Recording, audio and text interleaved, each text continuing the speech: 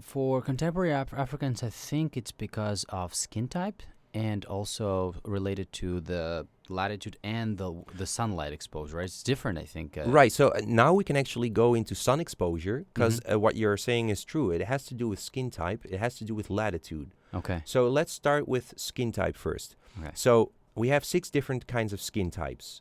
One is the lightest one, and that's more like a ginger-like skin type, which you Like a go out Brit. in the sun and immediately get sunburn. Like a British person, Yeah, a lot of British a people white actually. British person. Yeah, a lot of white British people, like white Caucasian people, they have skin type 1. Now, there are also with skin type 2, it's still white skin, and personally, I'm a skin type 2. So I go out in the sun, I don't burn that quickly, and when I burn, it turns, I just get a tan afterward.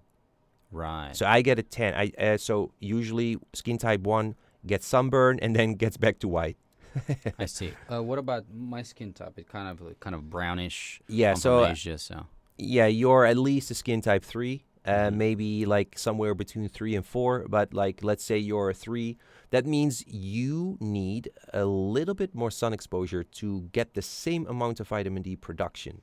So that's because the darker your skin, the more sun exposure you need. And if we compare a skin type 2, because most of the recommended sun exposure times to get enough vitamin D through sunlight is actually based on type 2 skin. But we know that a type 5, type 6 skin is actually about double that time. So you would have to be, let's say, at least 30-50% more sunlight you would require in comparison to me. And it's not like I don't have a specific math equation for that, a But, math formula, but This is not my natural skin color, actually. When I was born a lot lighter yeah. as a skin type. So, but I burn quite easily. I noticed that even, I don't know, if I expose myself in the sun for like, I don't know, 15, 30 minutes, my skin gets little like red dots and then just kind of